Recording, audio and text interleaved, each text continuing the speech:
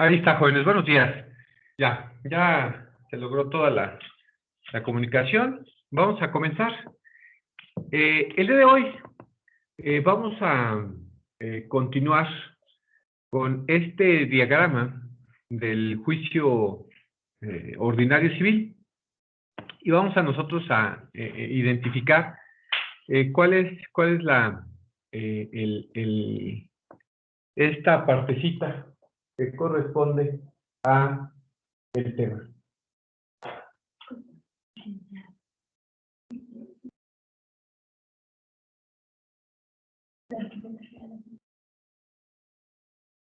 Un segundo, por favor, jóvenes.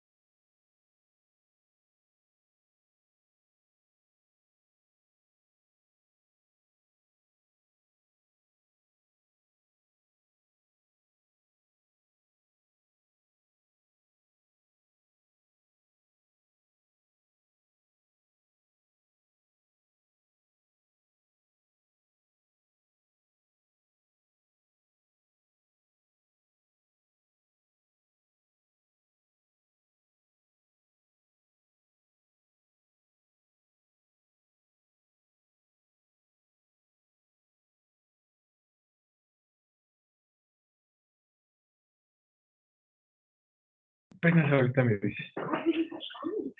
Perdón, jóvenes.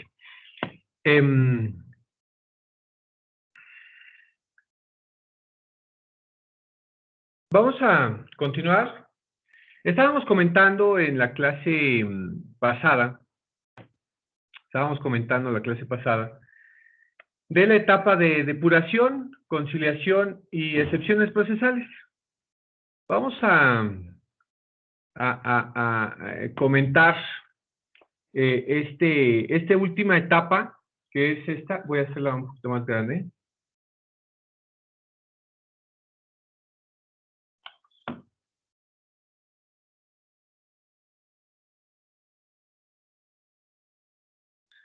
esta etapa, esta que tengo por aquí, la manita. Recuérdense que esta etapa de la etapa de depuración viene precisamente de haber terminado voy a narrar la demanda, notificación y emplazamiento, contestación de demanda. En caso de que haya habido una reconvención, la reconvención a esa contestación a la reconvención. Una vez que se termine con esta etapa expositiva, el juez nos va a dar una audiencia. En esta audiencia viene precisamente el tema de poder que el juez en este acto pueda platicar con las partes y pues los pueda incitar a una conciliación. ¿Sale? Este es el objetivo de esta audiencia, que por eso se llama de depuración, conciliación y excepciones procesales. Lo primero que va a solicitar el juez, pues es precisamente eso. Que vengan, que estén presentes las dos partes y de que el juez escuche de propia voz, pues cuál es el problema, ¿no? Porque hay ocasiones en que los abogados, pues no tenemos esa, esa tesitura para tratar de llegar a un convenio. He comentado siempre, y creo que me he cansado de repetir, y ustedes se han cansado de escucharme, decir que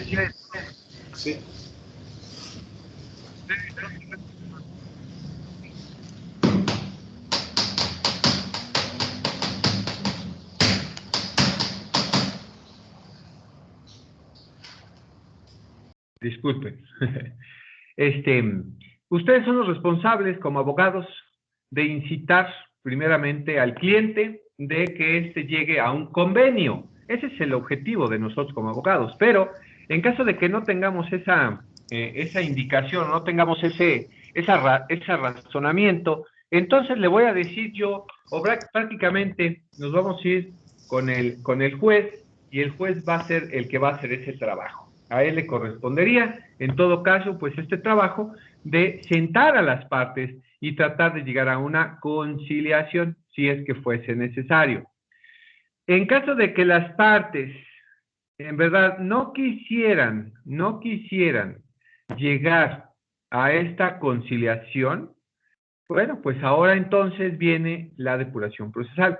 En esta parte de la depuración procesal hemos comentado que es que el juez, una vez que ya pudo escuchar a las partes, ahora sí va a analizar la demanda y la contestación de demanda, en su caso, la reconvención y la contestación a la reconvención.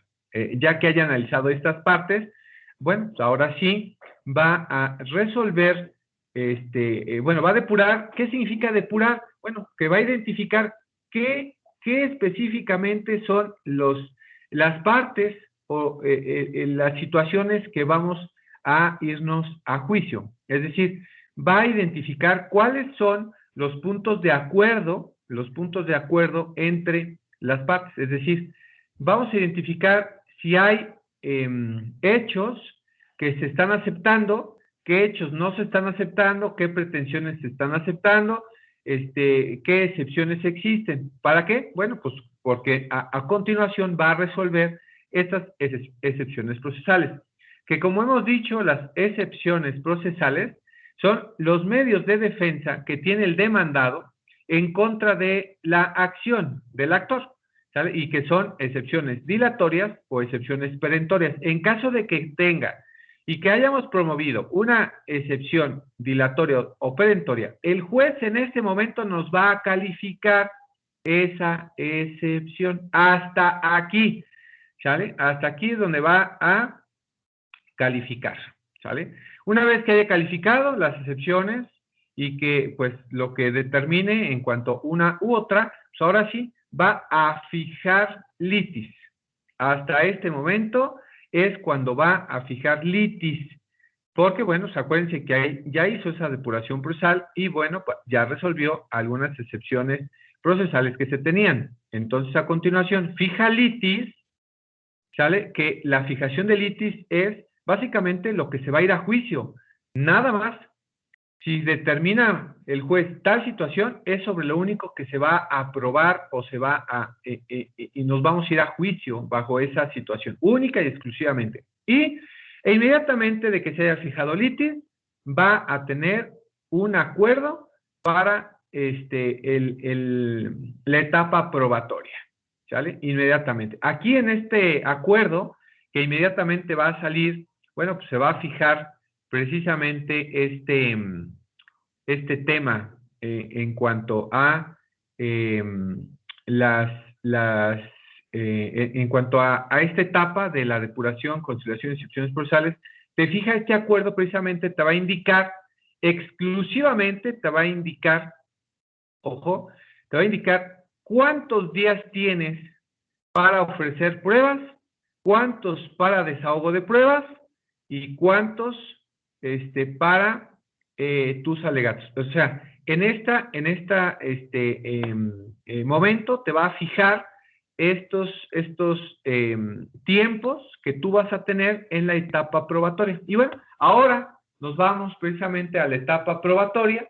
Y bueno, pues esta etapa probatoria, como lo he comentado, es en lo específico, de acuerdo a la ley, de acuerdo a esta etapa, pues como lo decimos, tenemos que nosotros ofrecer pruebas. Acuérdense, el hecho de que nosotros en ese momento vayamos a ofrecer pruebas, recuerden nosotros en la demanda, lo que nosotros hicimos en la demanda, en un principio, recordarán ustedes, fue anunciar algunas pruebas. ¿Qué significa anunciar algunas pruebas? Bueno, cuando nosotros hicimos la narración de los hechos, nosotros ahí en la narración de los hechos dispusimos que íbamos a comentar, o sea, en el anuncio dijimos, bueno, pues sucedió tal situación y estuvo presente tal persona. Bueno, ya anuncié, ¿sale?, que voy a ofrecer una testimonial, ¿sale? También tengo que identificar qué tipo de procedimiento, qué tipo de proceso es el que yo estoy solicitando, porque debo de saber en qué momento ofrecer pruebas, ¿sale? Para que no se te pase, no se te olvide. Entonces, tengamos estas disposiciones respecto a el ofrecimiento de pruebas de acuerdo al anuncio respectivo que yo hice. Que puedas cambiar un testigo, sí lo puedes cambiar. Que puedes poner esto, sí lo puedes hacer. Puedes ofrecer otro documento, sí lo puedes hacer. Aquí, en esta parte del ofrecimiento de pruebas, vamos nosotros a ofrecer todas las pruebas que nosotros podamos tener y que podamos nosotros ocupar para, voy a poner las pruebas para que las vayamos viendo. Estas pruebas son las que nosotros debiésemos o pudiésemos ocupar en su momento.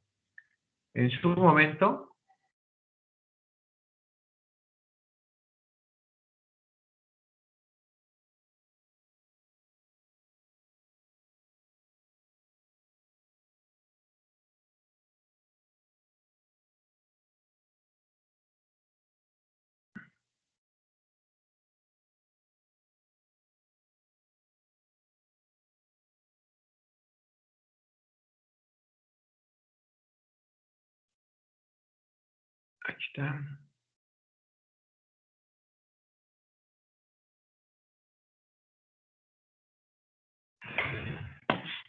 ¿Qué medios de prueba reconoce el Código Procesal Civil? Bueno, de acuerdo al 1.265, reconoce como medios de prueba que nosotros debamos de,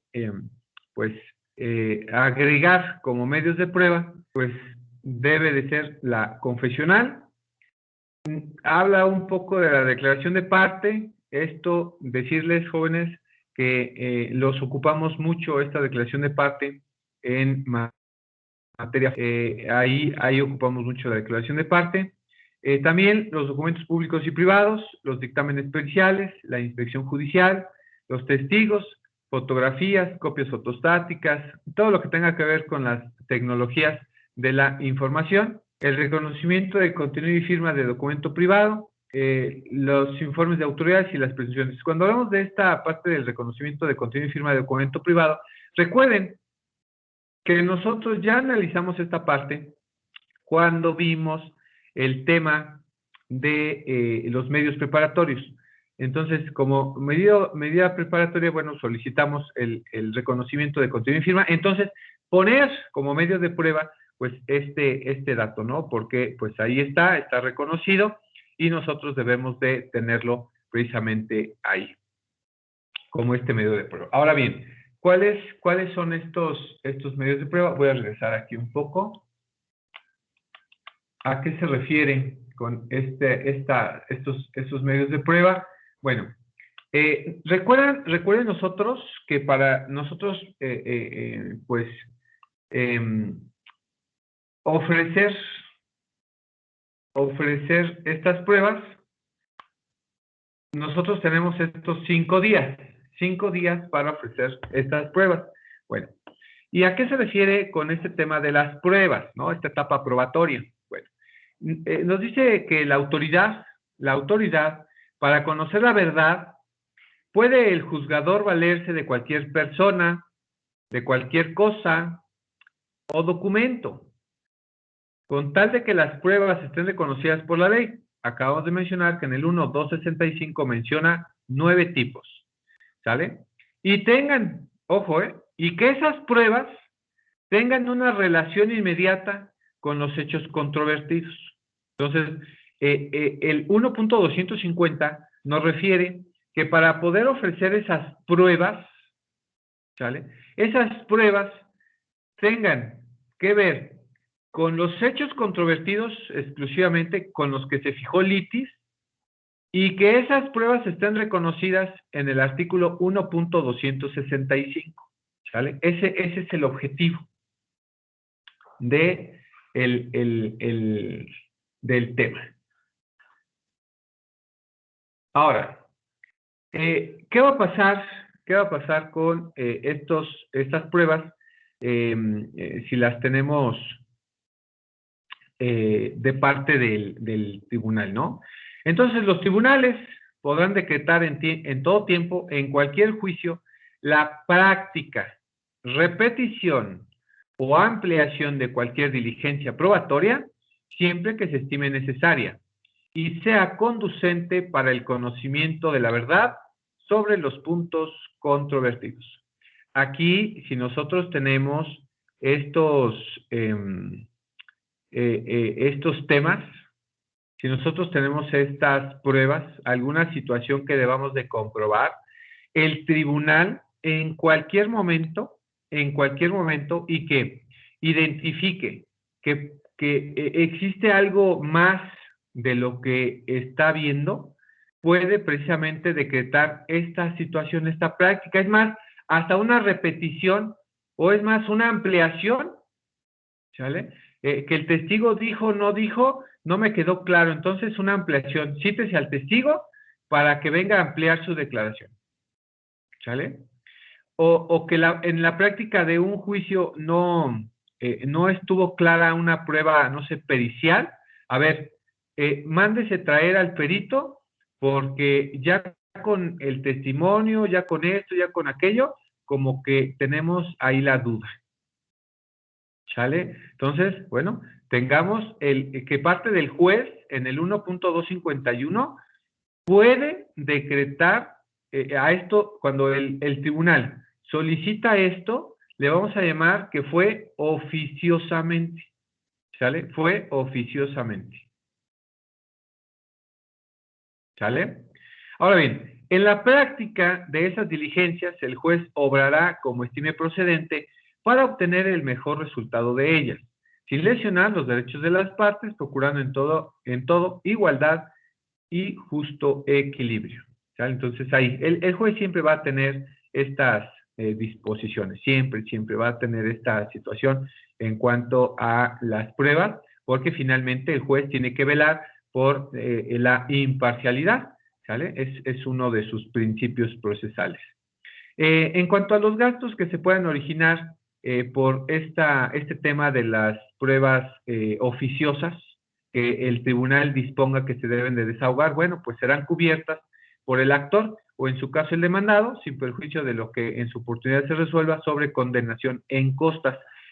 Aquí por el desahogo de alguna prueba pericial, bueno, pues cada quien tiene que aportar. Hoy en día, bueno, en específico las periciales que tengan que ver con psicología, que tengan que ver con psiquiatría, con documentoscopía y demás, y que exista la oportunidad de que venga el perito del tribunal, no tienen costo, pero, por ejemplo, decirles la prueba de la paternidad, la prueba de paternidad, esta prueba sí tiene un costo y sí se los cobra. Una vez que esté cubierto el costo de la prueba, la van a realizar. Entonces, bajo esa situación, pues no no se dispone esa situación. Entonces, pues tiene que cubrirla, en su caso, el que dude, ¿no? De esa paternidad. Si el padre no quiere hacerse la prueba, pues es porque está dudando, entonces el demandado tendrá que cubrirla o el juez ordenará que entre las dos paguen. Aquí depende mucho de datos, ¿no? De datos que se puedan tener al momento de la práctica de la diligencia y que, bueno, pues siempre va a ser por parte de la autoridad. Ahora, ¿quién tiene esa carga de la prueba? ¿A quién le corresponde? Pues agregar pruebas. Bueno, por allá en el 1.252 y 253 dice que el actor siempre debe de probar sus hechos constitutivos de su acción. Sí. En este caso, el actor, nosotros que siempre seamos actores y que principal viene en cuanto a todo lo que nosotros, pues digamos, todo lo que nosotros estemos diciendo que pasó en nuestros hechos, por eso dice que el actor debe probar los hechos constitutivos de la acción. Todo lo que digamos lo tenemos que comprobar, ¿sale? Todo lo que nosotros afirmemos, todo lo tenemos que comprobar. Por eso viene esta situación. Y pues igualmente el demandado tiene que comprobar sus hechos, pero además tiene la carga de las defensas y sus excepciones. Siempre.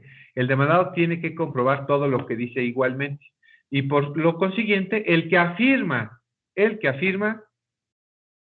tendrá la carga de la prueba, de sus respectivas proposiciones de hecho y los hechos sobre los que la contraparte tenga a su favor una presunción legal. Aquí indica que nosotros, bueno, pues somos los responsables de comprobar.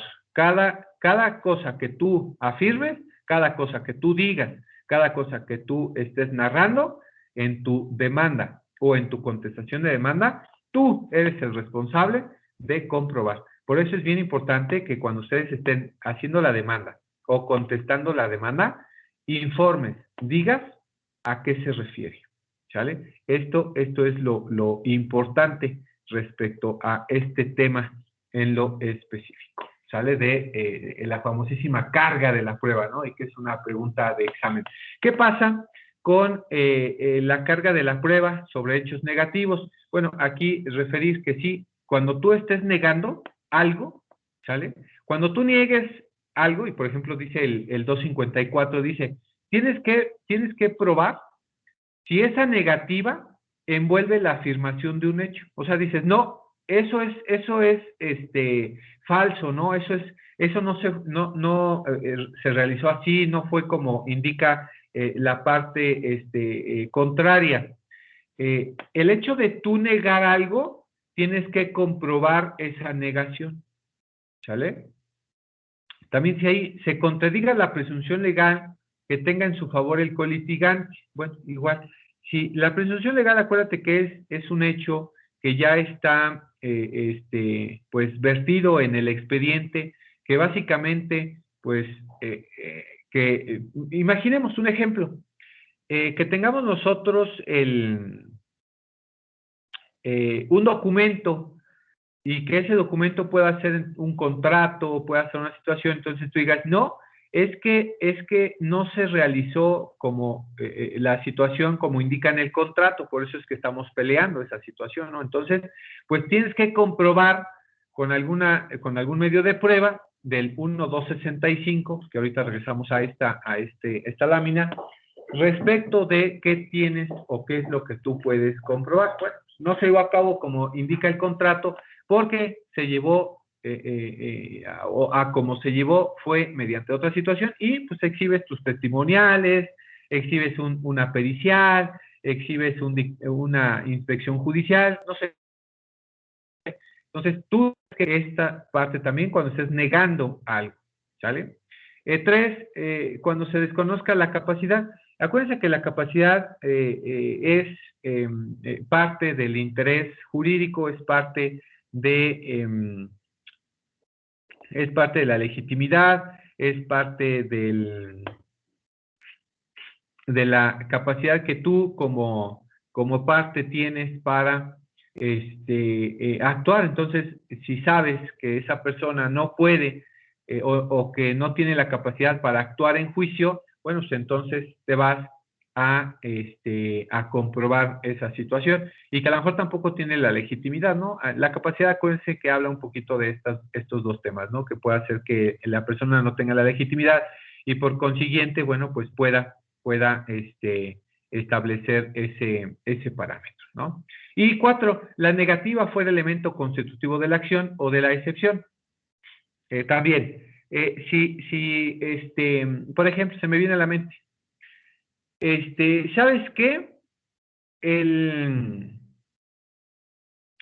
La esposa demanda la pensión alimenticia, ¿no? O cualquier persona. ¿Sabes qué? Solicito la pensión alimenticia. Entonces, tú niegas, ¿no? No, no es cierto, señora. Pues si siempre he pagado y siempre he dado una pensión alimenticia, he hecho depósitos. Entonces, el hecho de tú negar este elemento que es única y exclusivamente por parte de la acción o en su caso de la excepción, pues tú precisamente tienes la opción de no es la opción, tienes la obligación de comprobar esa situación. ¿Cómo lo haces? Bueno, pues exhibes, como dices que has hecho los depósitos, has estado pagando, exhibes precisamente los tickets de todos los depósitos que pues tú has realizado. Entonces, bueno, pues ahí en esa situación viene esta carga de la prueba, ¿no? El hecho de que tú estés negando, que tú niegues, ¿sale? Esta situación, el hecho de que tú niegues, pues de ahí precisamente indica o indicaría pues el hecho, ¿no? De poder comprobar o poder tú describir, bueno, por qué es que estás negando o por qué es lo que tú estás diciendo. Tienes que comprobar todo. Por eso, vuelvo a repetir, tengan mucho cuidado cuando ustedes estén haciendo sus pretensiones, sus hechos, sus contestaciones de demanda en cuanto a las excepciones y defensas y en cuanto a los hechos que tú estás narrando. ¿Por qué? Bueno, porque al momento de tú estar narrando, recuerda que tienes que comprobar. Entonces, por favor, no pongas algo que no es o que no existe, ¿sale? La forma más fácil de comprobar hechos, pues son los testigos, ¿no? Entonces, recuerda, estás narrando en tus hechos, pues que la situación la ubica o la conoce alguien para que cuando tú tengas que probar, pues puedas exhibir tus testigos, ¿sale? Bajo esa situación.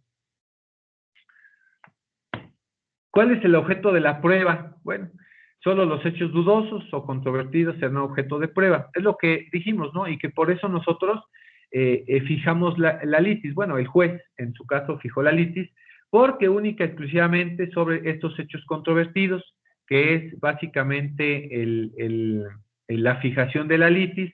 Bueno, bajo esos dos parámetros, precisamente es que va a ser el objeto de la prueba. Es decir, no te van a aceptar otras pruebas que no estén como controvertidos esos hechos, ¿sale? Acuérdate, apenas nosotros las vamos a ofrecer, estamos en el ofrecimiento. Sí, dirían ustedes, profe, pero ¿cuáles te podemos ofrecer? Todas, jóvenes, ofrezcan todas las que puedan, ¿sale?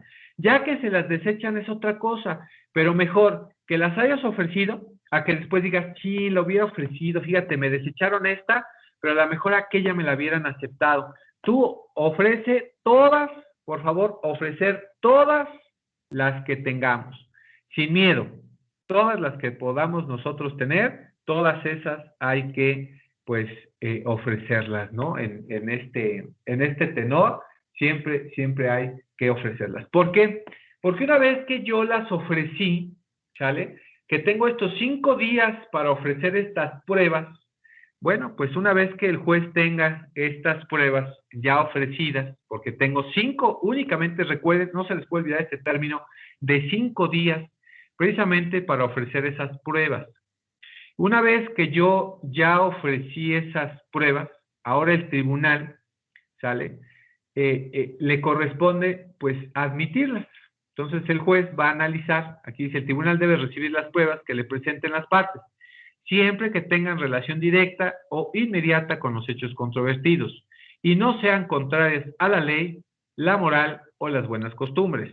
Ya vimos cuáles son los medios de prueba que están reconocidos por la ley y que precisamente no sean contrarias ni a la ley, ni a la moral o a las buenas costumbres. Entonces, tengamos esa situación también, que si queremos ofrecer por ahí unos videos y que, bueno, pues afecten las buenas costumbres o afecten la moral, no nos serán admitidas estas demandas. Ahora, ya las ofrecí.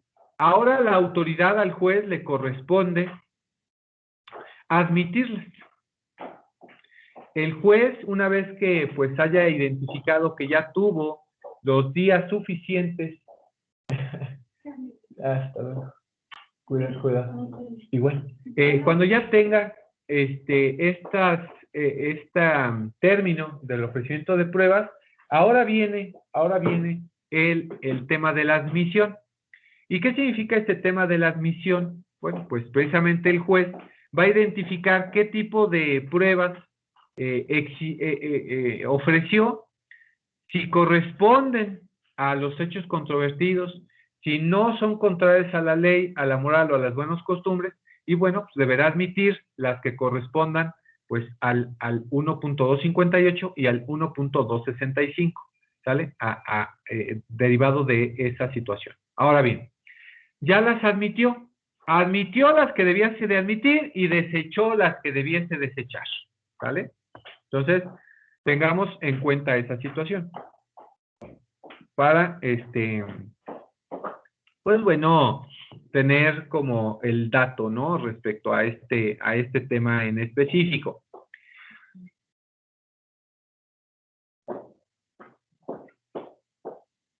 Entonces, tengamos esta situación para identificar cuál es la vertiente, ¿sale? Miren, si me admitieron mis pruebas, a todas, por eso dice el 1.259, dice, recurso por inadmisión de pruebas, sí. El auto que admita pruebas no es recurrible. Las que deseche es apelable sin efecto suspensivo. ¿A qué se refiere? Si te admitió una prueba o le admitió una prueba al contrario, no pasa absolutamente nada, ¿sale? Porque el que admitió esas pruebas, no puedes tú ir en contra, no puedes ir tú en contra de ese auto, ¿sale? No puedes ir en contra de ese auto por la admisión de pruebas. No puedes decir, ay, no, señoría, no le admite tales pruebas. No lo puedes hacer. La verdad es que no lo puedes hacer. Porque está admitiendo precisamente en la vertiente que el tribunal tiene que acercarse a todos esos medios de prueba para decir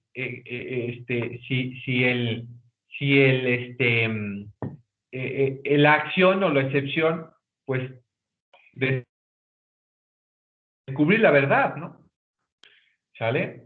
Ahora, pero en contraposición, si te desecharon pruebas, ¿sale? Que tú dices, no, pues, ¿por qué me desechó esas pruebas? Es importante que tengamos ese desahogo de esa prueba, porque pues, es importante, necesito yo que me haya aprobado esa prueba, y que el juez no la valoró suficientemente y no dispuso esa situación. Bajo esa indicación de que no te admitió prueba, te desechó tal prueba que tú querías que te admitiera porque es importante, no te preocupes. Si te la desechó, tú puedes impugnar, ¿sale? ¿Cuál es el medio de impugnación? La apelación. Pero dice que es apelación sin efecto suspensivo. ¿Qué significa eso? Que no se va a detener, ojo ahí, no se va a detener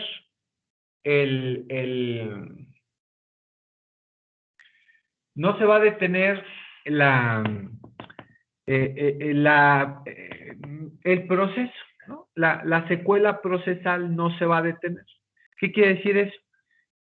Que aunque tú hayas apelado, la apelación la va a resolver una instancia superior, que es la segunda instancia, en este caso es el magistrado allá en la sala, ¿no? Y si queremos verlo más, un claro ejemplo, aquí en Cuautitlán no tenemos salas, las salas están hasta Tlane, entonces, dispongamos que las salas son las que deban de resolver. Entonces, de aquí a que mandamos el expediente, o en este caso el tema de las pruebas, de aquí a que lo mandamos allá, de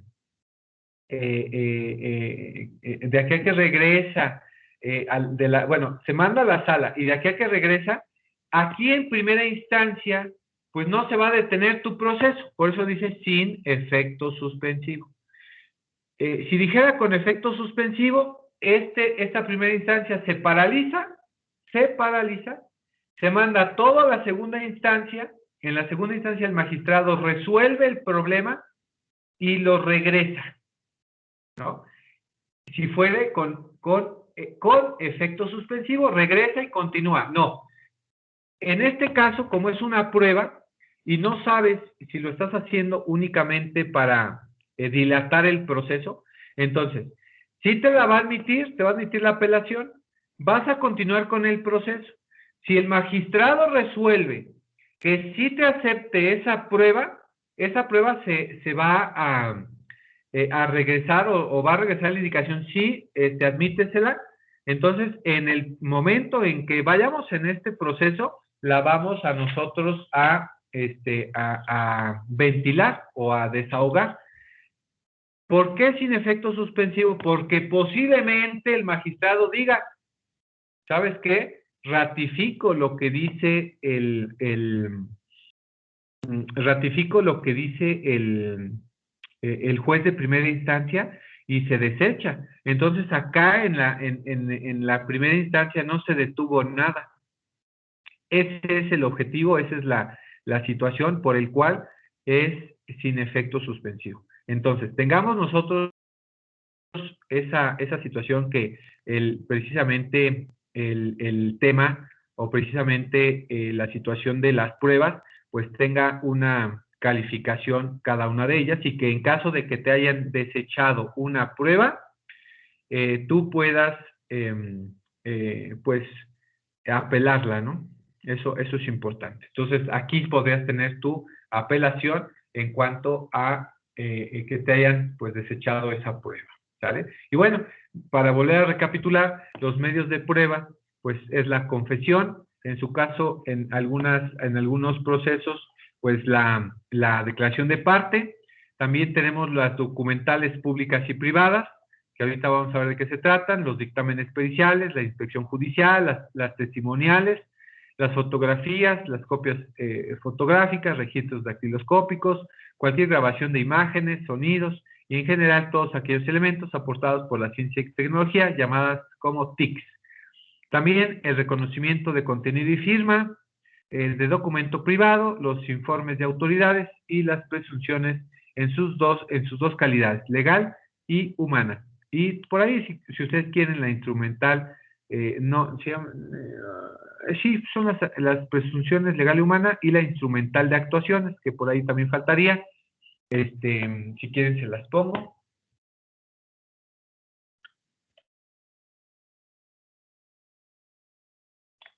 Instrumental de actuaciones.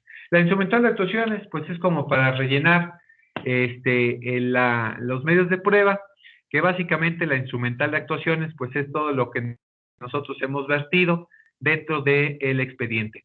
Si por allá el actor o el demandado indicaron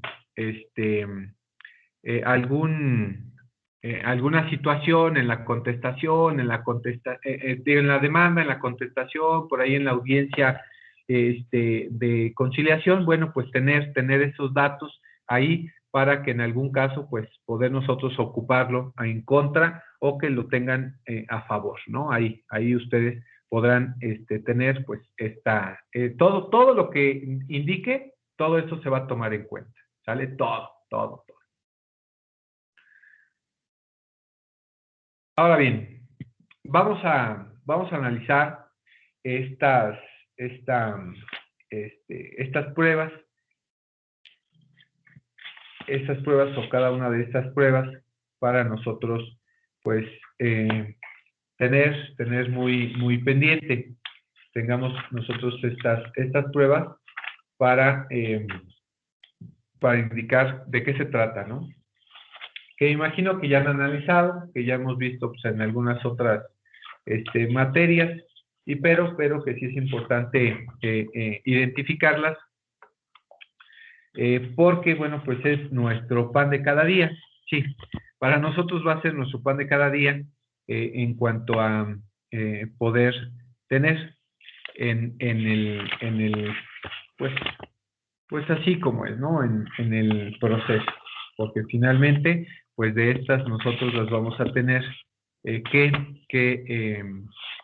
pues conocer como la palma de nuestra mano, para que cuando nos toque identificar o nos toque agregarlas, pues tengamos de qué se trata, ¿no? La primera es la confesional, está dispuesta en el artículo 2.267. Aquí voy a cambiarle, no sé por qué está en este artículo. Aquí 267. Hoy se cambió. 2, 6, 7. ¿Sale? A partir de aquí están reguladas, ¿no? Ahí está. ¿Qué clases de confesión va a haber, jóvenes? Bueno, la confesión es expresa y tácita o ficta. Nos indica que la expresa es la que se hace clara y terminantemente al formular o contestar las posiciones o en cualquier otro acto del proceso. Y en cuanto a la tácita o ficta, cuando la ley pues así lo señala. Y bueno, nos deja muy abierto este tema, ¿no? En esta situación. Nos dice que se expresa cuando formulas la demanda o al contestar la demanda indica sí fue cierto, el hecho que narra la parte actora pues es verdad. Bueno, esa parte de que así venga dispuesta, bueno, pues es una confesión, ¿no? También cuando estamos precisamente en la confesional y al absorber posiciones, pues dice el demandado, dice el actor, sí, es correcto, así se hizo. Bueno, pues eso es una confesión, ¿sale? También refiere que va a ser tácita o ficta. Bueno, el Código Procesal Civil refiere que también pueda existir esta situación en cuanto a la confesional tácita o ficta. ¿Cómo es? Bueno, cuando te mandas a citar en la contestación de demanda, te dice que si no contestas la demanda, ¿sale? Se entenderá en una contestación en sentido afirmativo, es decir, de forma tácita. Te dice, si no contestas la demanda, entendamos una contestación tácita, ¿no? Así, literal. Va en sentido, si fue notificado ojo, también hay que analizar esa parte cuando hablamos de la notificación. Cuando hablamos de la notificación personal y no contestó la demanda, hay una contestación en sentido afirmativo. Es esta confesión tácita o ficta. Si no fue notificado de forma personal y que la dejaron ahí con la persona que estaba, bueno, si no contesta la demanda, se entenderá una contestación en sentido negativo, por consiguiente no habrá una confesión tácita o ficta, las dos vertientes. Otra, te citan como contraparte para que vayas a absolver posiciones, ¿no? Te llaman para que vengas a absolver posiciones, es decir, para que vayas a la confesional, y te dice que si no te presentas el día y lugar correspondiente, se entenderá como una contestación tácita o ficta en sentido afirmativo porque pues, pusieron ahí desde que te notifican para que te presentes. Entonces, bueno, pues tenemos este dato, ¿no? Entonces, ojo con esta confesional o con los tipos de confesión que pueda ser, pues, expresa, tácita o ficta, ¿sale? Tengamos esta identificación y que no podemos perder o dejar por perdido, ¿sale? ¿Dudas, jóvenes, aquí en la confesional y cómo es que se van a determinar las confesiones?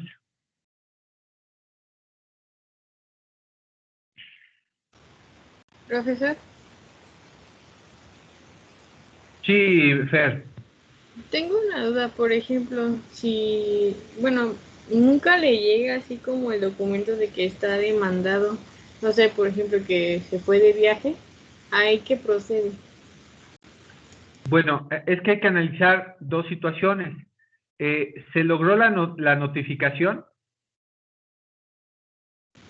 No, o sea, por ejemplo, que vayan a su domicilio y se lo dejen con un familiar, pero ese familiar supongamos que se le olvida y pues una persona nunca sabe de que está demandado y así.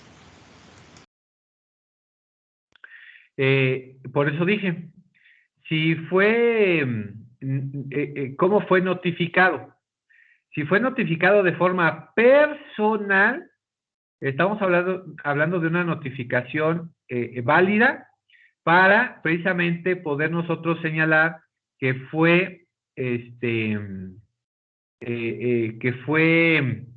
hecho de forma personal y entonces poder nosotros que si no contesta, poder decir que hubo una confesión expresa, perdón, una confesión tácita o ficta en sentido afirmativo. Es decir, estaría diciendo, o yo como actor estaría diciendo que no quiso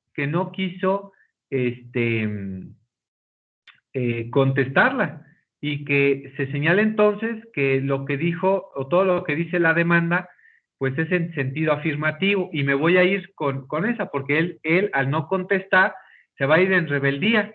Entonces, para yo atacarlo y que sí fue de forma personal, pues hay rebeldía, se dé por contestada en sentido afirmativo. La diferencia acá, que como no se hizo una notificación de forma personal, como no fue una notificación personal, aquí entonces la ley nos determina que aunque no la conteste, pero como no fue personal, esa contestación y aunque se vaya en rebeldía, es en sentido negativo. Entonces voy a tener más problemas porque no fue entregada personal y yo como actor tengo que entonces poner pruebas mucho más eficaces para pues continuar el proceso, pero de que sí se notificó, sí se notificó. Que no fue directamente, bueno, pues lo único que te deja a salvo es que no se haya que no se deje en una afirmativa, tácita o ficta, sino que es una contestación en sentido negativo y por consiguiente, pues no hay esta referencia. Es lo único que marcaría esta situación. Es la única diferencia. Que sí se va a continuar con el proceso porque efectivamente, pues sí, sí se llevó a cabo la notificación, pero no fue de forma personal. Y bueno, pues continúa el proceso bajo esas indicaciones. Por eso es bien importante que nosotros sepamos notificar, ¿vale? Es algo, híjole, que se debe tener como bien pendiente de que la notificación sí la hagas de forma personal, de que quien la reciba es el propio demandado, para evitar precisamente esto, que se fue de viaje. Y tú dices, bueno, pues ya déjesela. Tienes la responsabilidad, tú como abogado, de que si la notificación se haga personal y si se hizo con cualquier persona, tienes, aunque se vaya en rebeldía, continúes con el proceso, pero esta situación es que va a ser en sentido negativo. Entonces, tus pruebas tienen que ser mucho más claras, mucho más eficaces, porque si no, pues no vas a tener tú cómo poder comprobar algunas, algunos, pues, o sea, para mí te complicaría más la vida, si no lo haces de forma personal. Pero bueno, ya cada uno de nosotros determinará si tenemos las pruebas suficientes para sacar avante el asunto con una rebeldía. Que bueno, sí hay muchas situaciones que te vas en rebeldía. Y es más, hay ocasiones en que ni siquiera notificas con alguien, te llevas las notificaciones por edictos y pues si no lo haces de forma personal y no lo encontraste, pues por edictos mucho menos. Entonces el edicto te deja igual la salvedad que si no se va en sentido negativo, como si contestara que no.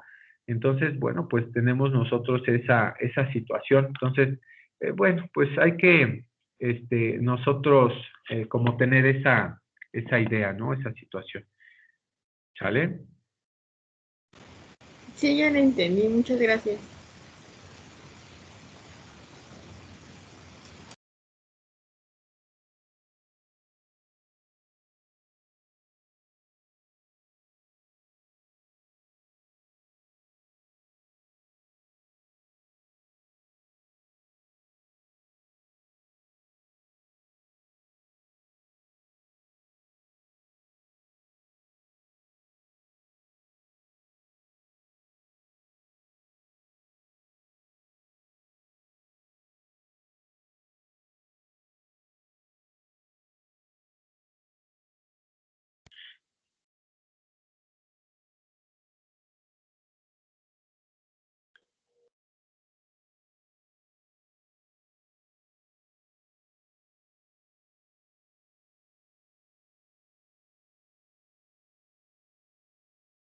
Continúo.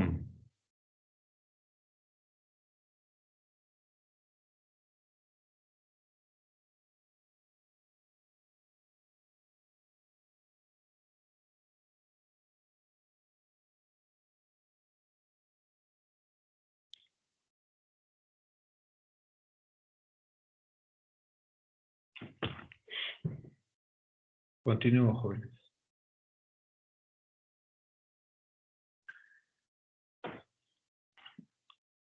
Acuérdense, estamos analizando esta prueba que es la confesional. Dice que la prueba confesional, ¿a quién va a recaer? ¿Sobre quién es quien vamos a ofrecer nosotros una prueba confesional? Bueno, únicamente las partes o los que se consideran partes puedan absolver posiciones. Sí, la prueba confesional única y exclusivamente es para que las partes en el juicio puedan absolver estas posiciones, estas preguntas, y deban hacerlo de cierta forma. O sea, las partes que vayan a absolver. Es decir, que esta prueba únicamente va dirigida al actor y al demandado, única y exclusivamente, ¿sale? Cuando hablamos de personas físicas, nosotros solicitaremos cuando ofrezcamos esta prueba, cuando nosotros digamos, no, se ofrece tal prueba, y en contra del físico, bueno, debamos nosotros solicitar que se presente por sí o a través de sus representantes si es que tiene facultades para ello, la persona física. Entonces, siempre, por favor, nunca se les olvide, cuando vayan a citar al actor o al demandado, depende en qué lado están, soliciten que sea por sí mismo y no por su representante, por favor, para que precisamente venga el demandado o venga el actor a contestar estas preguntas o estas posiciones que en esta materia o en esta prueba se llaman posiciones. A esas preguntas o a ese interrogatorio se le va a llamar posiciones. Entonces, debamos nosotros tenerlo. Y que únicamente va dirigido para ellos. Yo sugiero que cuando soliciten la presencia del demandado o del actor, soliciten precisamente que sea por sí mismo, o sea, que venga él, que no venga ni su representante, ni su apoderado, o quien tenga esa calidad para absolver posiciones. Precisamente para evitar el que pues el actor o el demandado pues no conteste y que lo haga alguien más. O sea, ¿qué caso tendría, no? Para eso mejor pedimos una testimonial, ¿no? Mejor. En cuanto a las personas jurídico-colectivas o las personas morales, las empresas o alguna otra y que tenga que ver con una moral o una jurídico-colectiva, estas sí podrán y son obligatoriamente pues absueltas estas posiciones por conducto de o su representante legal o de su apoderado legal que estén en poder notarial y que específicamente o así textualmente indiquen ese poder, tanto de representantes como de apoderados, que están autorizados o que tienen esa facultad para absolver posiciones, ¿sale? En juicio. Si no viene, pues no van a poder absolver y bueno, pues se va a ir en rebeldía, ¿sale? Entonces tengamos esa situación en cuanto a que nosotros seamos los representantes legales o los apoderados de una persona moral y que tengamos esa descripción en cuanto al poder notarial que nos represente o que estemos representando y que informe específicamente que, bueno, pues esa situación que esté ahí implícita, ¿no? En esa forma, por señalarlo así, ¿sale?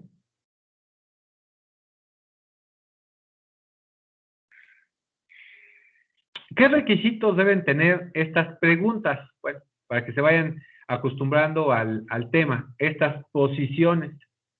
Las posiciones deben estar formuladas en términos claros, en términos precisos, deben de ser aseverativas, entendiéndose por tales las que afirman algo, aunque estén redactados en términos negativos. Miren, el tema de las posiciones es que única y exclusivamente voy a solicitar al actor o al demandado, única y exclusivamente para que me contesten sí o no. Así, ¿sale? Nada más, quiero que me diga sí o quiero que me diga no. Nada más. Por eso indica que deban de estar formuladas en términos claros, deban de ser aseverativas. La siguiente es que deben contener hechos propios. Sí, o sea, si viene el actor y le pregunto otra cosa que él no sepa, pues va a decir el actor, bueno, pues es que eso yo lo desconozco porque eso pues yo no lo hice, ¿no? Entonces, tengamos esta precaución y que además el juez pues va a calificar, ¿no? Esas preguntas que tú hagas para ver si son aprobadas o si se le van a preguntar. Entonces, si no refiere hecho propio del que esté absolviendo, pues no puede ser. Tampoco puede contener conceptos subjetivos u opiniones, ¿no? Que diga, ¿cuál es la opinión? No estamos preguntando opiniones ni conceptos subjetivos. ¿Qué pasaría si hubieses hecho esto? Tampoco, no pueden ser hechos subjetivos. Es sobre o referente a lo que él ha hecho o lo que él hizo. Eso es una confesional, ¿sale? Por eso son estas posiciones. En el punto 4, no han de ser insidiosas, tampoco, entendiéndose por tales las que se dirijan a ofuscar la inteligencia del que ha de responder con objeto de obtener una confesión contraria a la verdad. Insidiosas es de que por ahí le metamos, nosotros como abogados, pues hay un truquillo, una mala fe en cuanto a que le pregunto algo para que para que se revuelva en lo que está haciendo y pues cometa ese error, ¿no? Entonces, no pueden ser insidiosas, ¿no? Aquí que le pregunte algo, pues no sé, que él no sepa o no sepa un concepto y que le vaya yo a confundir, ¿no? En cómo le pregunto y para que él se confunda y me conteste otra cosa, bueno, pues a eso hace una pregunta insidiosa, relativamente. Ahorita les voy a poner un ejemplo de algún pliego de posiciones que tengo por ahí. Solamente las posiciones, cada una de estas posiciones deban de contener un solo hecho. Si una posición tiene más de un hecho, tengamos cuidado, hay que separarlos, ¿no? Por favor. Y bueno, dice ahí, cuando la posición contenga dos o más hechos, el tribunal examinará prudentemente, determinando si debe de absolverse en dos o más preguntas o más posiciones, o si por la íntima relación que exista entre los hechos que contiene, de manera que no pueda afirmarse o negarse uno, sin afirmar o negar el otro u otros, y teniendo en cuenta lo ya declarado por el absolvente al contestar las anteriores posiciones, debe prevalecer como ha sido formulada. Sí, hay en ocasiones por ejemplo, tengo por ahí una en un juicio de usucapio, que le pregunto si es cierto como lo es que vendió en tal fecha y que a partir de esa fecha tuvo o sea, se le entregó la posesión. Entonces ahí tengo en una sola posición, en una sola pregunta, tengo dos hechos, que si le vendió y que si obtuvo en esa fecha la posesión. Entonces ahí yo debiese de separarlas, ¿no? Las preguntas que posiblemente sí puedan separarse, pero que también el juez ha valorado y ha admitido que esas preguntas pues sean juntas, porque si bien es cierto no puede separarlas, o pudiese decir que no las puede separar, porque el hecho de que en un momento diga que sí vendió, pero también puede decir que no tiene la posesión desde ese momento. Entonces, precisamente buscamos que diga que sí a las dos, que le vendió y que tuvo la posesión para, pues, indicar esta situación, ¿sale? Por ahí nos vamos a ir, ¿sale? 6. No han de ser contradictorias, las que resulten serlo, serán desechadas a ambas. Bueno, sí, ¿qué pasa si en una posición le digo una cosa que para que me responda algo y en la siguiente le pregunto otra cosa para que me responda contradiciendo lo que dijo en la anterior? Bueno, entonces, si son contradictorias entre ambas, las van a desechar ambas, ¿sale? Dejen solamente una. ¿Para qué le preguntan en una pregunta cierta situación y en la siguiente le preguntan, o en una después o hasta el último le preguntan otra cosa que contradiga la anterior? Dejen una o hagan una pregunta que refiera a qué es lo que les quieren contestar. No jueguen con esa situación, porque los jueces, no, se la saben porque se la saben, es su pan de cada día el juez. Entonces debemos establecer esta situación. 7. Deberán concretarse a hechos que sean objeto del debate. También, o a la litis. No debo de preguntarle algo que no sea parte de la litis. ¿Para qué le pregunto si me conoce? No tiene caso. Evitar esa situación, ¿no? 8. No podrán referirse a hechos del declarante que deban constar probados por documento público o privado. Sí, también, o sea, no tiene caso que tú le preguntes a la parte o al que está absorbiendo una posición un hecho que ya está probado en un documento. Pues por eso ya está ya el documento, ¿no? Puedes hacerle referencia, no sé, en qué fecha se firmó, cuándo se firmó, pero no haga referencia que si el acto se llevó a cabo, si el acto sí se llevó a cabo, ¿vale? Entonces, tengamos esa situación. 9, no contendrán términos técnicos.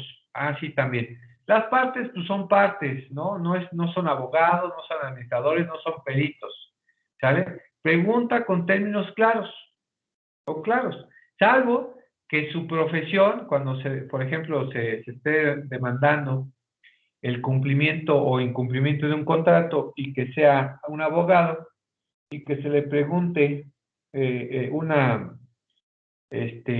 pregunta algún dato, pues, de su carrera, que le diga, bueno, ¿en cuántas pretensiones solicitó, no? Ya sé que es una pretensión, ¿no? Pero una persona, pues, oiga, indique cuáles son las pretensiones, va a decir, no sé de qué se está hablando, ¿no? Son términos técnicos. Entonces, tengamos esa situación. 10, tampoco se referirán a hechos que ya consten en el proceso. Igual, no tiene caso que ya se hayan aceptado entre las partes ciertos hechos y que tú en la pregunta le vuelvas a preguntar, ¿qué caso tiene? Si eso ya está comprobado, ¿no? Entonces, tengamos esa, pues, indicación. No contendrán repeticiones de posiciones, no, tampoco. Es que se la puse en la 3 y por allá se la escondí en la 2 o en la 15 para ver qué contestaba, ¿no? A ver si contesta lo mismo. No, tampoco, te las van a desechar, te van a desechar esa pregunta porque ya está repetida. Entonces, por ahí tengamos esa situación. ¿Vale? ¿Dudas con la confesional? De mi parte no, profesor. Gracias. Miren, gracias. Para que nos aprueben esta confesional, para que nos aprueben esta prueba confesional, debemos nosotros, cuando la ofrecemos, exhibir en un sobre cerrado el pliego de posiciones. Desde que yo la estoy ofreciendo, tengo que agregar mi pliego de posiciones, ¿vale? Desde ese momento. Déjenme ver si por aquí tengo...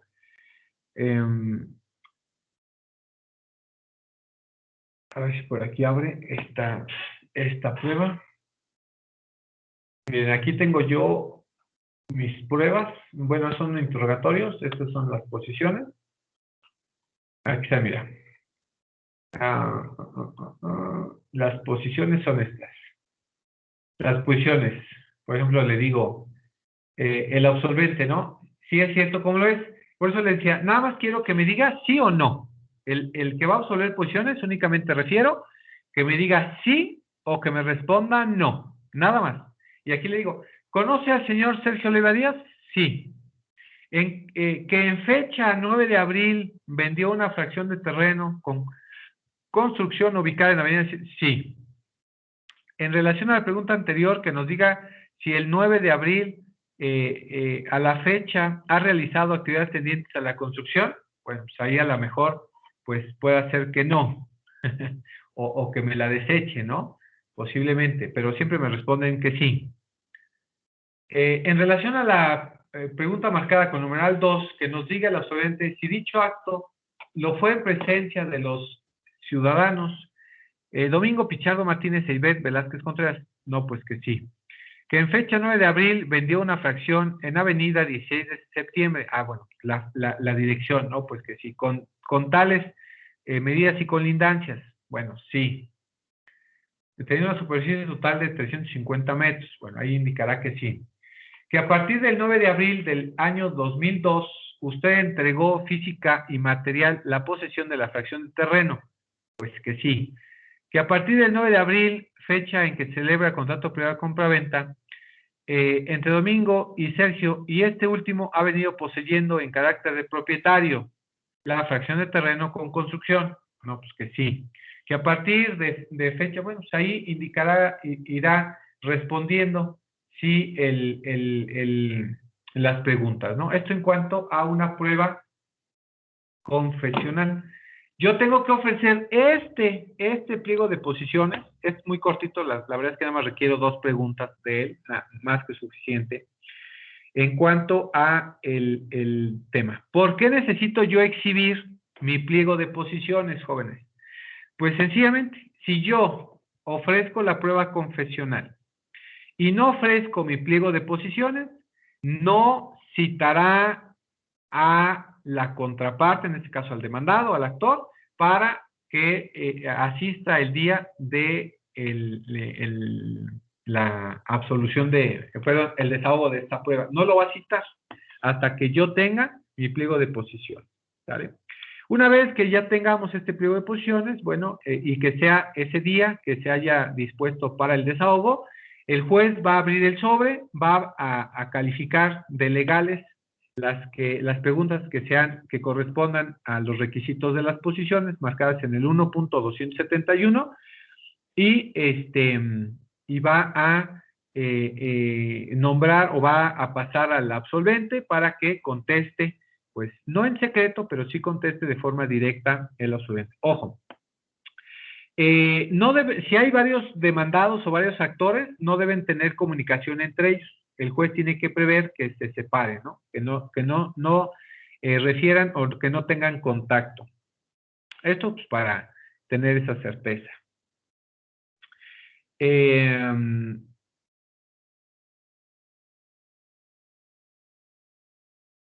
Dos, tampoco sí puedes pasar tú como abogado, sí, claro, pero no puede voltearte a ver, no le puedes hacer pues alguna seña, nada más es para que, o sea, me decía un alumno, oiga, es que es cierto que te sacan como abogado. No te pueden sacar, te voy a decir por qué.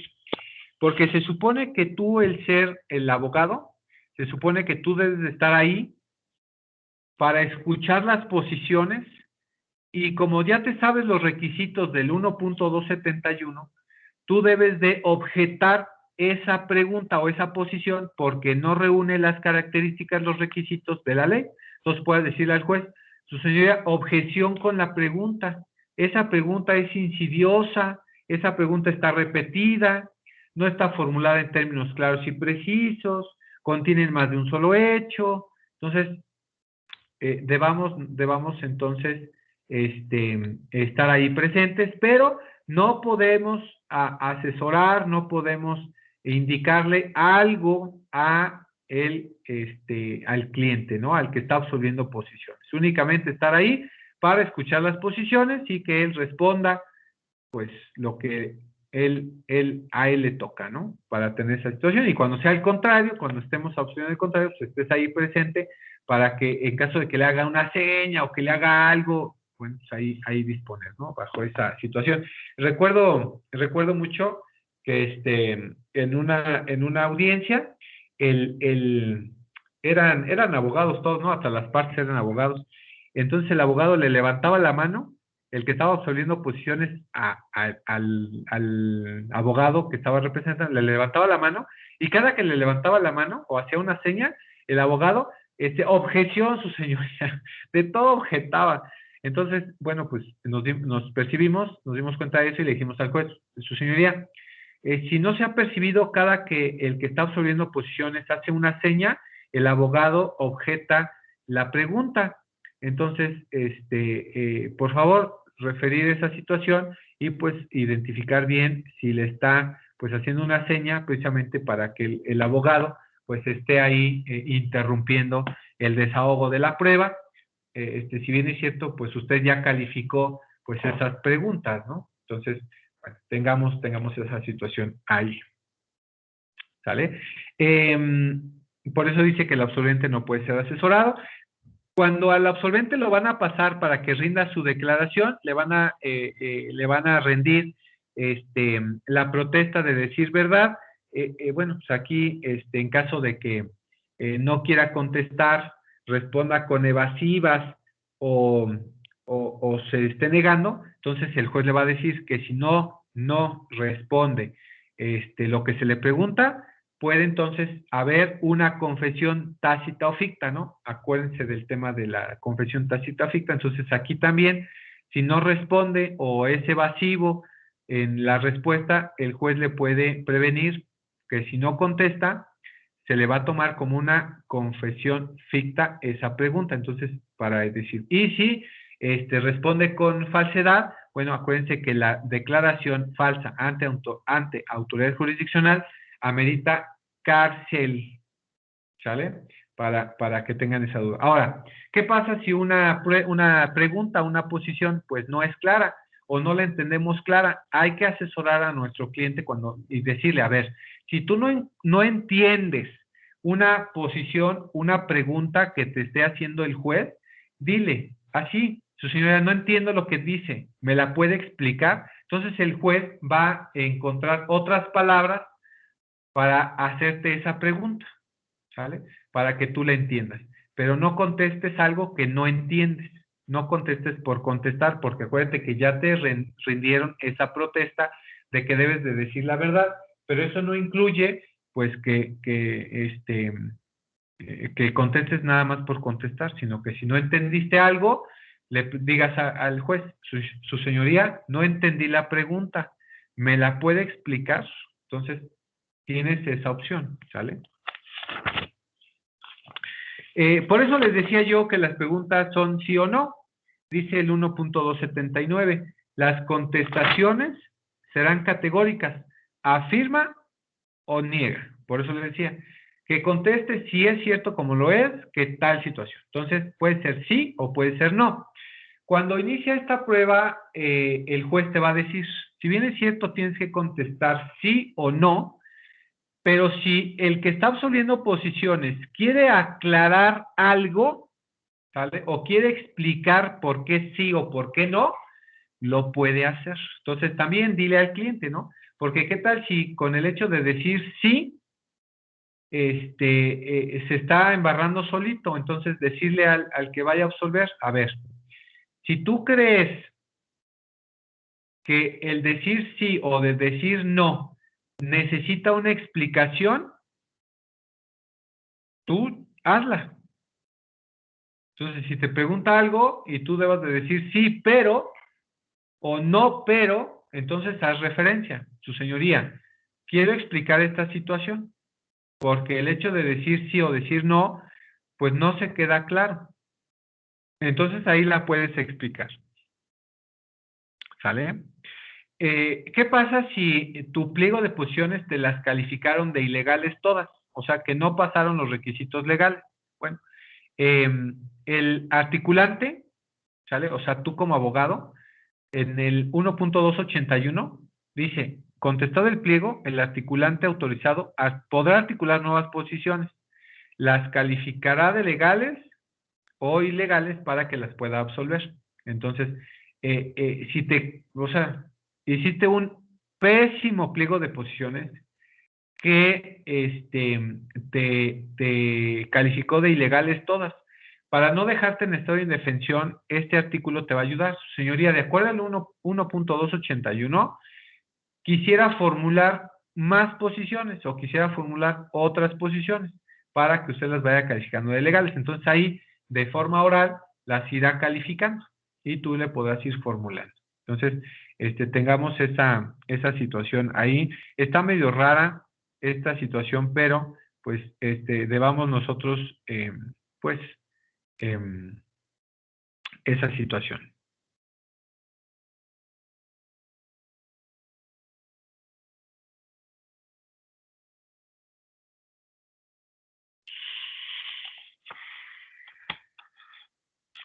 ¿Dudas, jóvenes? Está bien, es bien fácil, ¿no? No hay problema, no hay tanto problema. Continuamos con la declaración de parte. Ojo con esta parte o con esta prueba y que se las pongo aquí para que ustedes las conozcan. Miren, esta prueba netamente yo la he ofrecido principalmente en materia familiar. Y es que en materia familiar hay algunos temas, pues, muy delicados. Entonces, también, así como hay temas delicados, pues también está delicada la situación o la forma en cómo preguntar o en cómo hacer esa pregunta. Entonces, para evitar que en la prueba confesional únicamente diga sí o no y no tenga yo cómo preguntarle otra cosa, para eso existe la declaración de parte. Esta declaración de parte es única y exclusivamente a cargo de las partes. Este es a través de un pliego de preguntas abiertas. No necesariamente debemos de aportar un pliego y principalmente son aportadas de forma oral. Y aquí no es que la califique o no. Aquí son preguntas libres. No tienen ustedes pues que pedirle al juez que te califique algo. Aquí, si no te calificaron de legales algunas preguntas, pues tú aquí, en esta declaración de parte, pues solicites cualquier situación. O sea, aquí es libre, tienes la libertad en esta prueba de tú preguntarle lo que tú quieras, a como tú quieras, a la parte, ¿sale? A las partes, a la que te corresponde, pues, absolver estas confesionales, en este caso la declaración de parte, porque pues a lo mejor te puede servir más que te describa algo que un sí o un no, ¿sale? Esto lo vas a hacer, pues, precisamente ahí en la audiencia, es de forma oral, el juez no te va a calificar nada porque son preguntas abiertas, no pasa absolutamente nada, y bueno, pues ahí vas a obtener más datos respecto al juicio que tú quieras describir. Obviamente las preguntas tienen que ser dirigidas a la litis, precisamente para, pues, ver si es que algo está pasando respecto a el tema y es para esclarecer la verdad. Entonces, con toda la libertad, tú lo puedas hacer. Principalmente les digo, en temas familiares, pues sí háganlo, ¿no? Sí pidan esa parte.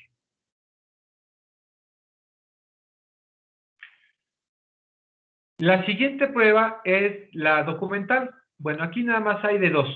O son documentos públicos o son documentos privados.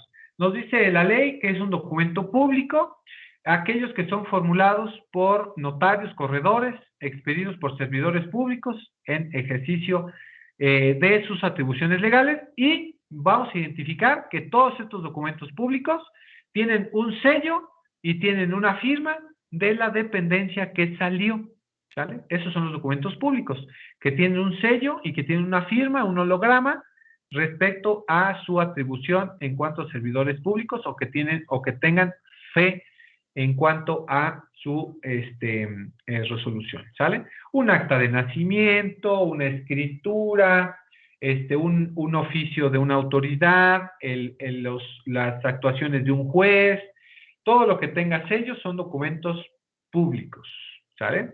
A diferencia, y es muy tonto, perdón la expresión, que lo que dice el 1.97 dice que son documentos privados, todos aquellos que no reúnen los requisitos de los públicos. Entonces, si no tienen un sello, una firma, un holograma respecto a una autoridad pública, una autoridad administrativa, entonces será un documento privado, para que ustedes sepan qué es lo que están haciendo. Todos los documentos privados son aquellos que expiden las personas entre sí, ¿sale? Un contrato privado, pues se llama contrato privado de compra-venta. Bueno, pues ese requisito reúne el que sea privado, ¿sale? Para tenerlo ahí a la mano. Ahora bien, y creo que no hay problemas, ¿no? Con los documentos, eso sí, ojo, antes de continuar la pericial, cuando hablamos de los documentos, cualquiera de ellos, públicos o privados, por favor, estos normalmente son documentos base de acción, los documentos. Por favor, pongan estos documentos que sean anexos desde la demanda o desde la contestación de demanda, ahí y pruebo este hecho con el documento tal, documental pública o documental privada, como sea. Y cuando venga el ofrecimiento de pruebas, refiéranlo nuevamente. Si bien es cierto, ya lo anunciaron, ya está ofrecido, pero vuelvan a anunciar aquí para que no se les olvide, ¿sale? Tienen que ponerlos. y anúncielo. Ya consta en el expediente, ¿sale? Ya está en autos, ¿vale? Para evitar cualquier situación. Ustedes pueden, en la prueba documental, pueden objetar documentos, sí, sí lo pueden hacer, claro. Si ya vi cuáles son los documentos que exhibió la contraparte, pues yo los objeto. Su señoría, esos documentos son falsos, ¿no? Por ejemplo, por ahí tengo un asunto que no me lo han dado, únicamente lo he asesorado, pero me llegaron a preguntar, oiga, Lee, fíjese que pues mis vecinos, bueno, mis familiares, se están haciendo acreedores con un contrato de compraventa del año 97, algo así, del año 97, casi 2000, con un contrato que supuestamente pasó en aquel momento, pero ¿qué crees? Que ese contrato pues no pudo haber sido expedido o no pudo haberse firmado en ese momento, porque recordemos que en esos años, estamos hablando de los 90, pues no había impresoras a láser o a tinta, no recuerdo específicamente. Entonces, podamos nosotros objetar ese documento porque no pudo haber sido expedido en ese momento porque ni siquiera había impresoras de esa calidad. Recordarán, en los 90, pues nada más teníamos o máquinas de escribir mecánicas, por ahí ya muchos teníamos máquinas de escribir eléctricas, y en algunos lados ya se manejaban las impresoras de puntos, ¿no? Las que hacían y regresaban. Bueno, esas impresoras eran de punto y que las teníamos en escuelas o las teníamos en el Poder Judicial.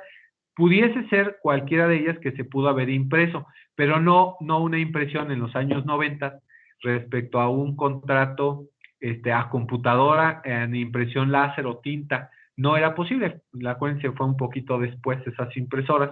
Entonces, te vamos nosotros a objetar y precisamente vamos a objetar ese documento con una pericial, ¿no? Con una prueba pericial puede ser en documentoscopía, para identificar en qué momento, pues, si es posible que esa impresión sea de ese año.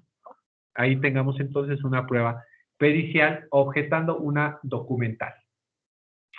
Esta prueba pericial será ofrecida y admitida cuando la naturaleza de las cuestiones materia de la misma requieran, uno, un conocimiento científico tecnológico, una experiencia práctica en el ejercicio de un servicio u oficio y con la finalidad de prestar auxilio al juzgador. Sí, miren, el juez, pues a lo mejor tendrá la certeza de que esa prueba o ese contrato, pues no pudo haber sido pues impreso en ese año, pero el juez no es perito, ¿no? No tiene esos conocimientos científicos respecto a determinar si sí o si no. Él sabe, porque conocemos todos que en ese momento no había ese contrato, pero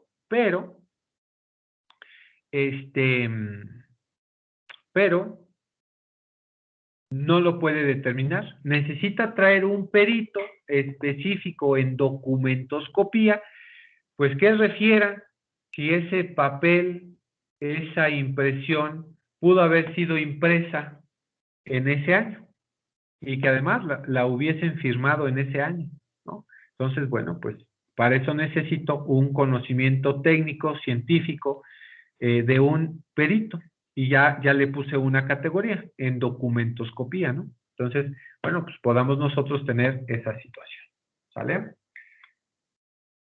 Los requisitos, bueno, pues deben de tener título en lo que nosotros lo vamos a requerir, y que si necesitamos, por ejemplo, es que la contabilidad está mal hecha, ¿no? Y pedimos nosotros por ahí, pues, estos daños y perjuicios en cuanto a un contador. Entonces, pues nos vamos con una pericial, que venga otro contador especialista en la materia, o en este caso, no solamente los peritos tienen que tener nombramiento de perito, sino que tengan esa especialización. Por ejemplo, por ahí vi en la red un día que un colega estaba pidiendo un perito en traducción de documentos de inglés.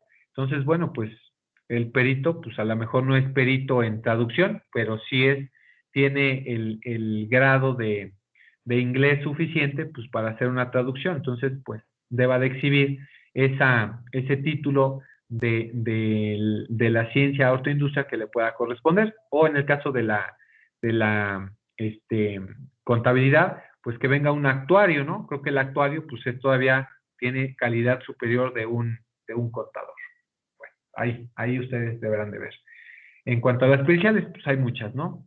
También otra prueba, hablábamos de la inspección judicial. Bueno, esta inspección judicial, pues básicamente es que en caso de que las partes, pues tengan algo que exhibirse respecto a que el juez determine de viva voz, de vivos ojos, y que él vaya pues, verificar algo, que no se requiera, pues, un perito, y que necesariamente necesitamos que el juez vea de su propia persona, bueno, pues hay una inspección judicial. Para eso es.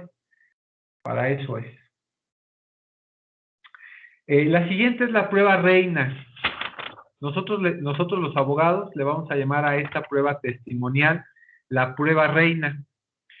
¿Por qué la prueba reina, jóvenes?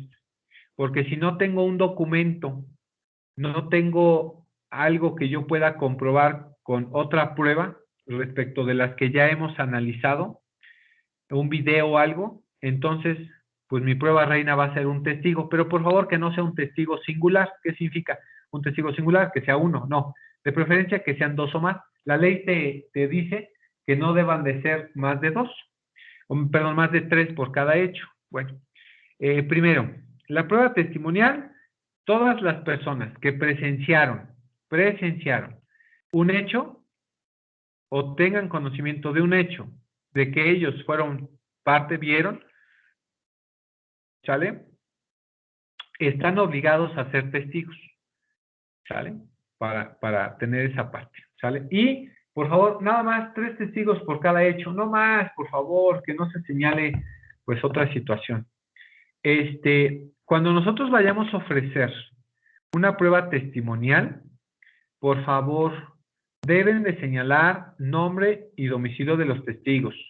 Si tú como oferente los vas a presentar o van a tener que ser citados por oficio. Los puntos sobre los que va a versar tu testimonio. La relación del testigo con el hecho controvertido.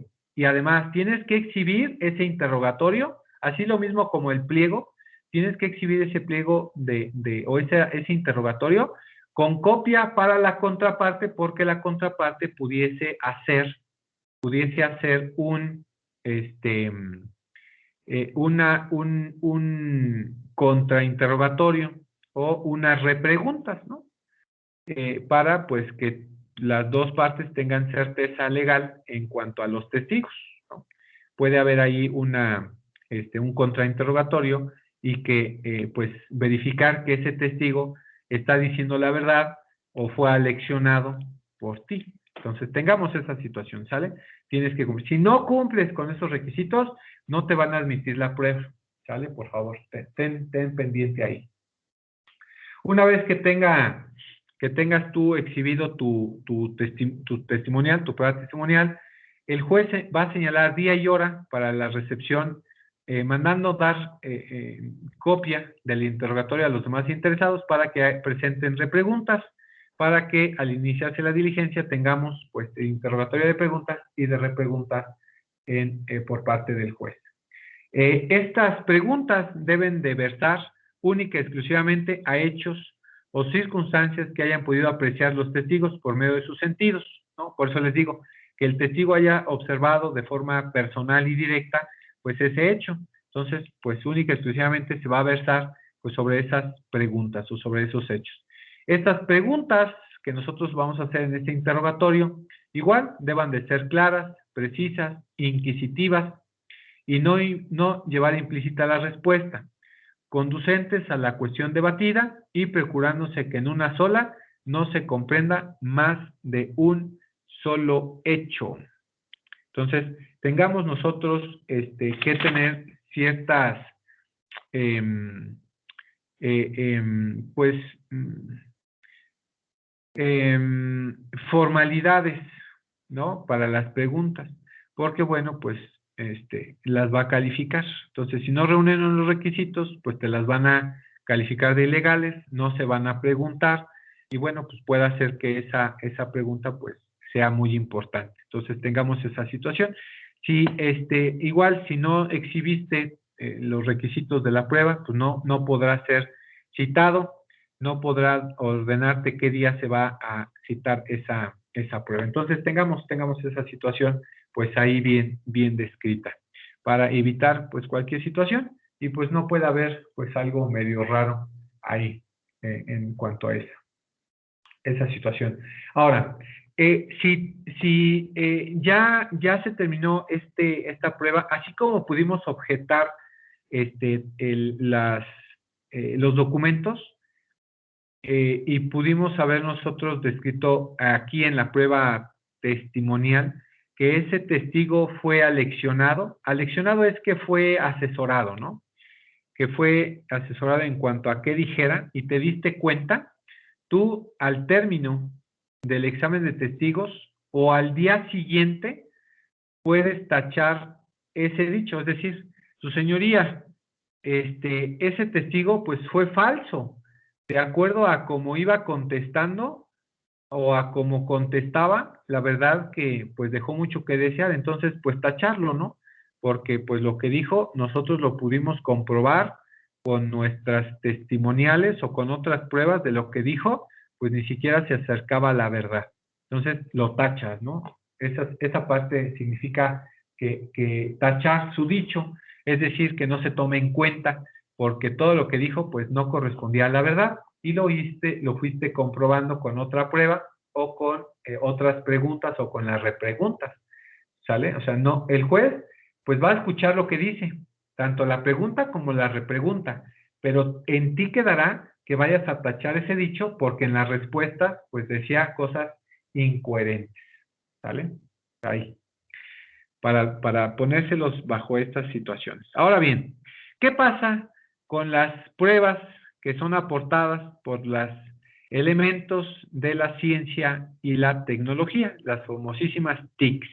Bueno, nosotros para acreditar hechos controvertidos, las partes podrán presentar fotografías, registros dactiloscópicos, grabaciones de imágenes y sonidos y todos aquellos elementos aportados por la ciencia y la tecnología.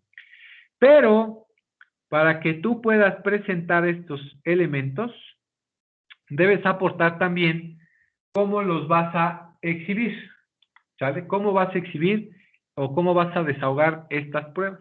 Entonces, asimismo, cuando tú vayas a ofrecer alguno de estos elementos, indícale por favor al juez cómo los vas a desahogar. Si vas a llevar tú bueno, es que la ley ahora no lo permite, bueno, desde mucho antes, antes tienes que llevar la televisión, la videocasetera, el DVD, todo lo tenías que aportar tú.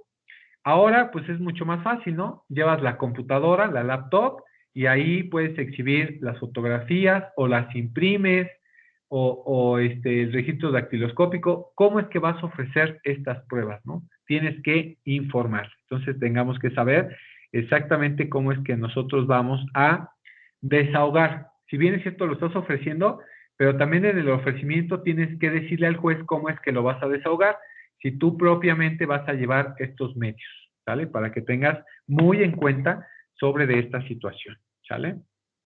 Para tener en cuenta también esta parte. La presuncional, bueno, esta no hay problema, esta es básicamente de oficio. La presunción es la consecuencia de la ley o el juez deducen de un hecho conocido para averiguar la verdad de otro desconocido. La primera se llama legal y la segunda se llama humana. Es decir, las presunciones legales y humanas, en su doble aspecto, por eso comentábamos, las presunciones es que de otra prueba, tú obtengas una verdad, ¿no? Bueno, pues esas son las presuncionales legales. Las que de una prueba, ¿sale? Tú estés descubriendo la verdad. Pero de esa misma prueba puedas describir otro hecho que está desconocido, ¿sale? Entonces, por eso se llama la verdad humana, ¿sale? Eso es la presunción legal y humana, ¿sale? Y la última, la que les comentaba, la presuncional, las instrumental de actuaciones, bueno, pues es todo lo referente a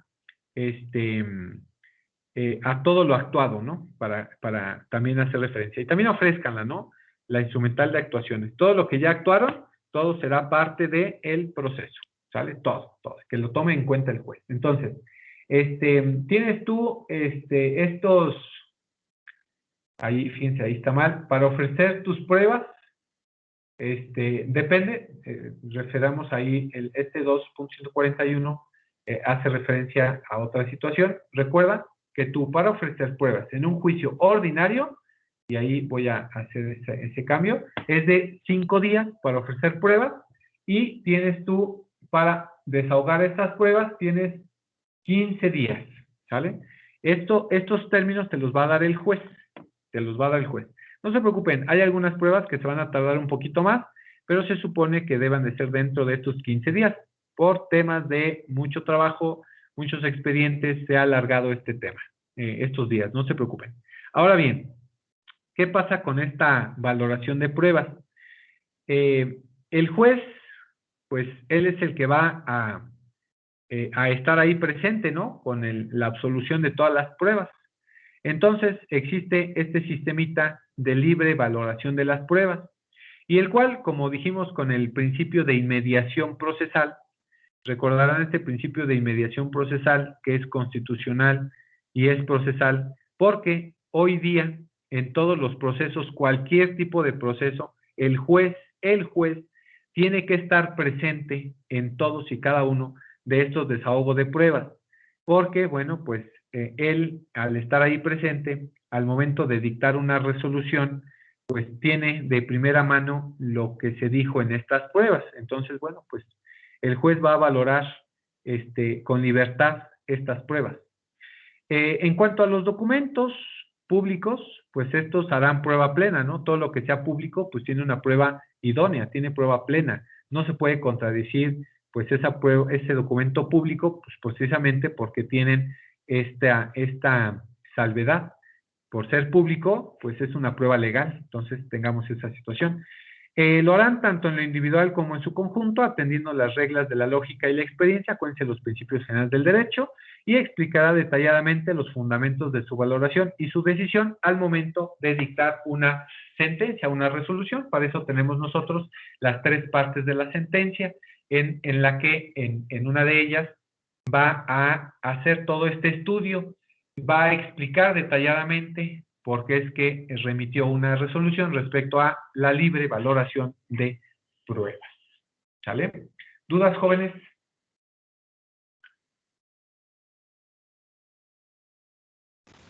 No, profesor. No, profesor. Perfecto. Entonces ahí el plazo, bueno, como les he dicho, son 5 días para ofrecer y 15 para desahogar. ¿Sale? Y de aquí sigue otro procedimiento muy pequeñito que es los alegatos. El juez te va a dar 3 días, si no es que lo va a hacer de forma oral, dependiendo qué proceso llevemos. Tienes tú, al determinar que ya no existen pruebas pendientes por desahogar, el juez te va a dar 15 minutos o 10 minutos, dependiendo cómo esté el proceso, para que tú formules alegatos. Los alegatos son unos resúmenes de todo lo que llevas actuado previo a solicitar sentencia. En caso de que no haya habido audiencia, en la última parte, te va a dar 3 días para que formules tus alegatos de forma escrita, ¿vale? Los alegatos, como dije, son los resúmenes y tienes exclusivamente 3 días previo a solicitar pronuncie sentencia. Bueno, esto en cuanto al proceso ordinario civil, ¿sale? Bajo este orden de ideas. Aquí vamos a dejar la clase de esta sesión y